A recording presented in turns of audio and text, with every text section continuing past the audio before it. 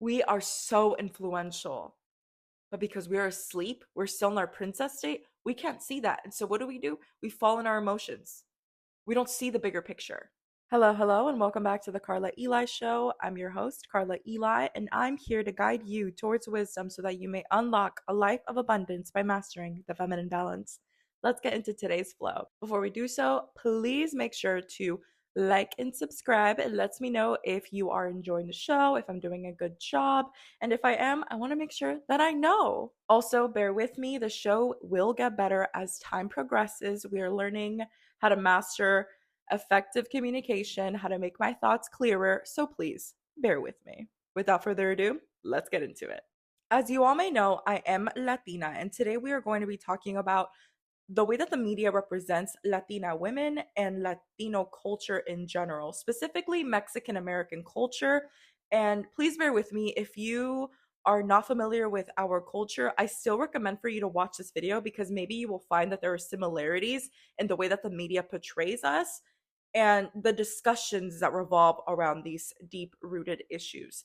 One of the first things that I noticed, I started to rewatch Jane the Virgin, by the way, to understand how the media portrays us because I personally don't see myself being represented in the media. I mean, granted, maybe the part where I saved myself for marriage, a lot of Latina women or the Latino community preaches on waiting for marriage. Maybe that's like the only thing that I resonate with when it comes to the media and my culture, and the fact that we're so united with our grandmas and our aunties and that we're loud. Maybe that's the only thing that I really connect to. But other than that, I would say that the media doesn't portray me. One common theme that I started noticing in the way that they portray Latino communities in the media is the one parent household.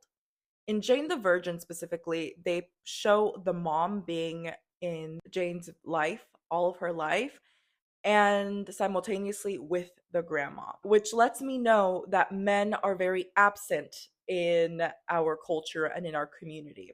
So I started to, dig even deeper. And what was sad about it is that whenever this family would bring in a man to their house and they got included in their family meetings, they would make sure that the man had no voice in the family meetings, also letting me know that the respect that us Latina women might have towards men is very minuscule. Again, I'm speaking specifically about Mexican American culture.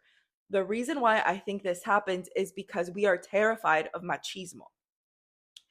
And what happens? We get the complete opposite where the woman is in control, where the woman is the boss, where the woman has, the I don't want to say like right away, but what the woman says is what goes, and the man has little to no voice.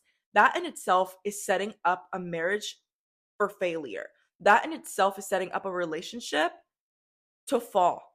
Whenever I see women trying to overpower men, or whenever the media shows men being little and men just saying yes, yes, yes, it is very unhealthy because it sets a standard that a strong man is toxic or that a man who has a voice in the house is toxic.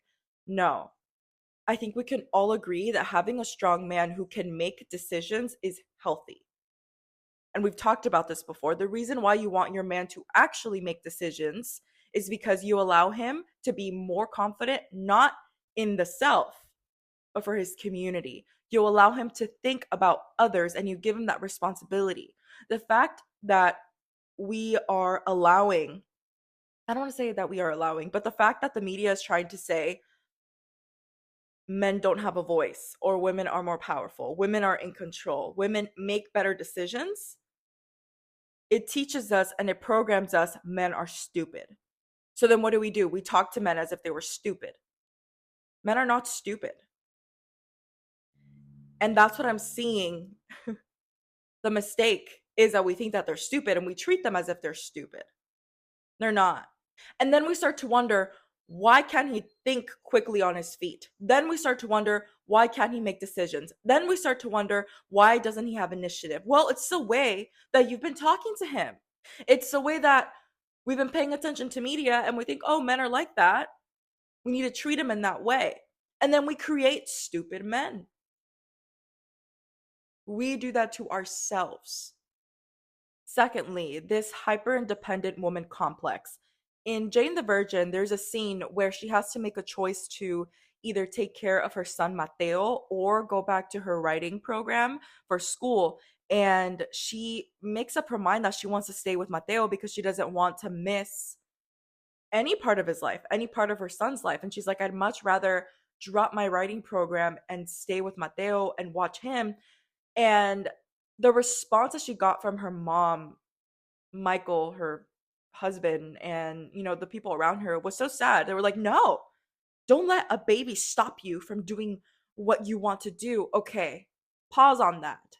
Pause on that. In this circumstance, it wasn't her fault that she got pregnant because she was inseminated with Raphael, the dad's sperm, and it wasn't her fault. But that's a show. When you decide to be active in that area of intimacy and you get pregnant and you decide to have a baby, your life, ladies and gentlemen, is no longer yours. You are not just taking care of yourself anymore. You are taking care of yourself and that baby. I know that I know that this might be a little harsh, but it's the truth. I get very, very upset whenever a mom wants to be a mom and then they're like pushed into like, no, you need to work. No, you need to like not stop your life for your kid, which I agree to some extent. And I'll go deep into that in a little bit. But it was very disappointing because our desire to be moms, our desire to want to see our child grow, our desire to nurture our children and our family shouldn't be a bad thing. It shouldn't be a bad thing. It should be rewarded. And instead of pushing us to go into our profession, they should reward us by saying, yes, you want to stay home with your child and take care of them? What support do you need from me? What financial support do you need from me so that you can have access to staying and watching our children? That should be the conversation. Not, no, you shouldn't stop your life for your child. The moment that you decided to be intimate and there was a risk of you getting pregnant was the moment that you decided. Ouch! It's the truth. And I can guarantee you, if we viewed it in that way, where, oh my gosh, I could potentially get pregnant, and this moment, these 5, 10, 15 moments of heat could seriously define my life for the next 20 years, I'm gonna choose the person that I'm gonna be intimate with wisely. We would pick and choose partners a lot better if we understood the consequences of our actions. But because a lot of the times we do not know how to control our emotions, we have these situations happen where there's a lot of, single moms. Unfortunately, a lot of single moms or women left because there's no stability, because we don't understand our own worth. We start a family that is already broken. I need us to understand the responsibility of being intimate with someone you're not being serious with. Understand this, ladies. We control the cookie. Of course, there are circumstances, unfortunate ones, ugly ones, where we might not be in control, but most of the time we are in control. Ladies, that's why I say marriage protects you. So I know that it started off with me talking about this hyper independence. It's really sad to see that our culture pushes us so hard because of our trauma to never leave work because we're scared that the man is going to cheat on us. He's going to leave us. He's not going to compensate us. Listen, I had the opposite experience with that. When a man is in love with you, the last thing he wants to do is hurt you. When a man is in love with you, the last thing he wants to do is hurt you. So, ladies, please understand that we are in control of the narrative. We control the cookie. Before you decide to be intimate with someone, please plan out your life.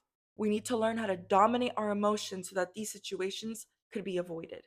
Lastly, a third thing that I saw in Jane the Virgin that I was like, this would never happen in real life, and this is why relationships don't work out. They're literally setting you up for failure, is how Jane was messing around with Michael's feelings. If you watch the show, you'll see that she's like on and off, confusing him, and Michael loves her. There are men like this, by the way. There are men who will like ride or die for you, and they're just so over, in love with you that they'll never leave you. But a woman like Jane, how they portray her, so emotional, so like, ugh, I really don't like the way that they portray Jane. Honestly, I get annoyed with very emotional people. But very emotional, very like unsure.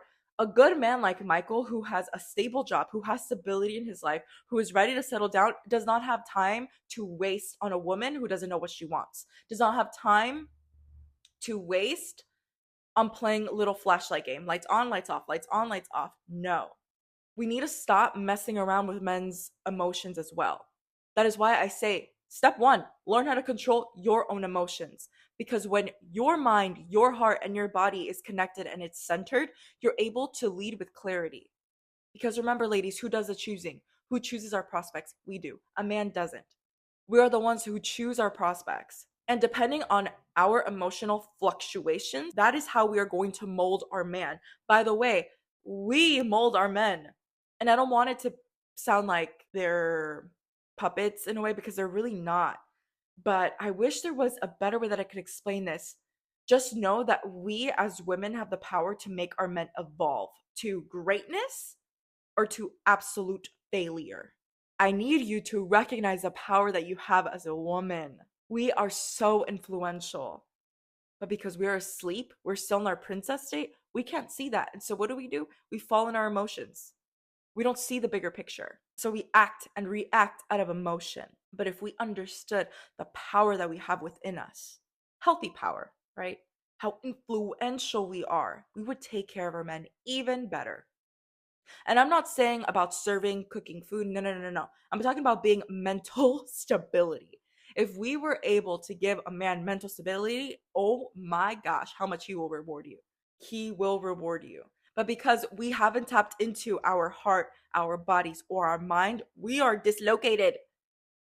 We're running around like chickens without a head. So that really bugged me from Jane the Virgin, honestly. And I'm so disappointed in the way that the media portrays us in relationships and in romance. It's devastating. I'm like, yeah, that's not me, but it could be a lot of other people. So I need to talk about it. Recap. One, stop treating your man as if he's stupid. He is not stupid, especially if you married someone from a different culture like myself. If you married a vanilla man or a gringo, they are not stupid. They are so smart. Take the good from our culture and start new traditions. And if you are someone who married within our own culture, please treat your man like a man and give him that respect that he deserves. Let him make decisions. Don't take away his responsibility. Do not take away a man's responsibility. Let him feel important. Let him feel important because he is important. We need strong men, but we are hindering them by trying to control and manipulate everything. Secondly, the only way that the single mom problem phenomenon can go away is if we start choosing men wisely before we get intimate. If we secure our bag first, if we secure our relationship first before we start being intimate. Listen, if me and my husband get pregnant accidentally now, I'm going to be fine because I'm within a marriage. Learn how to control your emotions, ladies. Learn how to control the cookie. Your mind, your heart, your body. Please, please, please. If you want intimacy so bad, start dating for purpose. I know a lot of us here are virgins, so we're good. But still, like, there's some of us who have that need more than, than others. And if that's the case, please value yourself and know and choose the man wisely. Third point. A man is not going to wait around waiting for you to make up your mind about him. You need to be clear with your standards, with your decisions, and with your life. A man with a good career, a man with a good life is looking for a woman who has clear expectations, clear standards, and a good and clear life ahead of her. They're not here to run around with headaches. They are not here to deal with women who are not stable. So be stable, ladies. Learn how to have discernment. Learn how to have emotional self-control. And learn how to soothe yourself. How to emotionally soothe yourself. Of course, we'll dive deep into how we can learn how to self-soothe as the show continues. And with that being said, ladies, be wise.